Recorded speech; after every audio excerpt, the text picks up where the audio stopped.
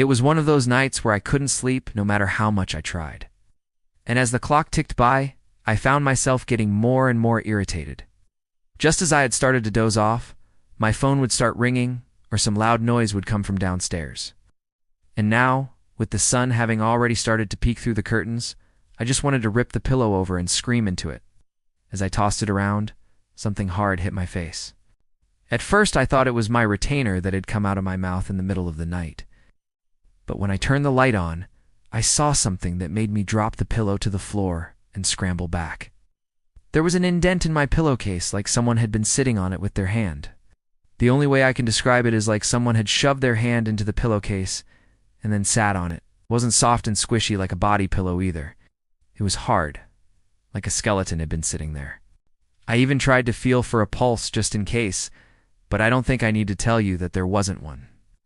I ripped the cover off the pillow, thinking that maybe it had been a mistake and that the shape of my hand had just been imprinted onto the fabric. But when I pulled the pillow apart, I saw that the imprint went all the way through. I could see all the feathers and stuffing that had been pushed to the outside of the pillow by this mysterious handprint. And the thing was, it looked exactly like the palm of a hand, complete with fingers and even a thumb. I felt sick to my stomach and suddenly scared to go to sleep. What if whatever had made that print came back to finish the job? After throwing the pillow in the corner, I got up and headed downstairs to get a glass of water. My hands were shaking so much that I ended up spilling most of it. I had to remind myself to breathe to stop myself from panicking. I tried to tell myself that there was a perfectly reasonable explanation for what I had seen, but I couldn't think of one. I didn't make the connection at first, but after seeing the second print, I knew exactly what had happened. I just hope it is not too late to change my sleeping position because I have a feeling that whoever this print belongs to is about to come back for me. Every time I wake up in the night, I check the pillowcase to make sure I'm safe, but I must have fallen back asleep because I woke up to a horrible stench. It smelled like dirty socks and old flesh. I shot up in bed and checked my phone. It was barely 4 a.m., which meant that I hadn't slept at all. I looked over at my pillow and saw another handprint right where the other one had been. The smell must have been coming from that because it now looked wet. There was also a new print on the other side of the pillow. Whoever this belonged to had clearly been watching me sleep to know which side I'd be on. I bet they'd even enjoy these videos and will be sad when they end. I'm going to go check the cameras. Okay, I'm never going to sleep again. This is one of those classic horror tropes that has been done to death. A person wakes up in the middle of the night and checks the cameras, except I'm doing it. So does that mean I'm the trope? If you want to keep watching, please like and subscribe so I don't die and become another one of your creepypastas. As I crept down the stairs, I could hear my heartbeat in my ears. It sounded like a drum solo from the 80s. I finally reached the bottom and realized I had no idea how to turn the cameras on. Usually, they were synced with my phone, but not tonight. Maybe the Wi-Fi was down. That must be it. But then why could I still connect to Instagram? Was this whole thing playing out like some kind of horror movie just to mess with me? I needed to stay calm. I was probably just overreacting. It was probably just a raccoon or something.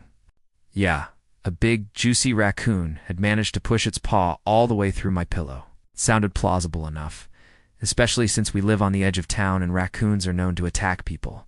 They might have even watched me from the window. Just imagining the little beady eyes looking in makes me want to throw up. Then I remembered my front door had been locked. Even if it wasn't, I have a big Doberman that would never let a raccoon near our house. So that left one other option. The creepiest one, my neighbor George. He kept to himself most of the time, but he was always outside taking pictures with his weird old camera. I remember thinking it was odd that he used film instead of just taking photos with his phone. I told my dad about it, and he said that George had mentioned it was a rare type of camera that took really good pictures. After that day, I never saw him take any pictures anymore, but I still saw him out walking his dog every morning. Speaking of dogs, where was Fang? When I got home last night, he was whining and pacing by the door. I thought he needed to go out, so I let him. And then he wouldn't stop barking at the window. Now I couldn't remember if I had let him back in or not. Maybe. He was out there right now, growling at the raccoon that had somehow gotten inside my house and was using my pillow as toilet paper. I ran to the door and opened it. Fang bolted past me and disappeared into the garden. I looked in the direction he had gone and saw his favorite chew toy lying on the grass. Then I noticed something else. There was another handprint on it. the same size and shape as the ones on my pillow. And unlike the others, this one was still wet. And as I watched, something dark started to ooze out of it. I screamed and backed away, tripping over something and falling flat on my face. My glasses fell off and the lenses scratched my cheeks. I didn't care. I scrambled back and ran inside, locking the door behind me. I slid down and sat on the floor, trying to think of a solution. I knew I shouldn't call the police yet, because if they came here and found that raccoon, they would just shoot it. I didn't want to lose my pillow, too. But what else could I do? I wasn't going to sleep here, that was for sure. I headed upstairs and grabbed my bag. I was going to spend the night in the car. I almost jumped out of my skin when I heard a knock on the door. Who could it be? It was barely 6 in the morning, and my parents would never get up this early unless there was a fire or something. I slowly made my way to the door and peeped through the spy hole. It was the mailman. I breathed a sigh of relief and opened the door. He handed me a letter and smiled. "You got a nice Doberman? I haven't seen him in a while. Has he been outside recently?" I asked. He scratched the back of his head sheepishly. "I don't know, ma'am. Sorry, I just deliver the mail." And then he walked away. I shut the door and dropped the letter, noticing for the first time that it was addressed to Fang. I picked it up and opened it. The handwriting was sloppy, and the message inside even worse. All it said was, "Sorry about last night. Come back soon. Love, George." I shuddered and threw the letter into the bin. There was only one logical explanation for what was happening.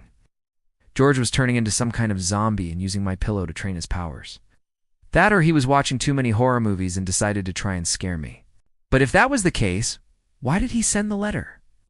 I guess I'll find out soon enough. Hopped in the car and lay down in the back. At least I would be safe here.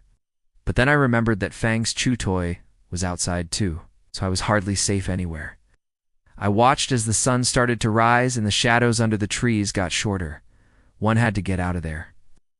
I threw my bag into the passenger seat and got in the driver's seat. Was about to pull out of the driveway when I heard a knock on the window. I slammed my foot on the brake and turned my head. George was standing there holding a camera. His eyes were blank and his face gray. He smiled at me and raised the camera. "Say cheese," he said.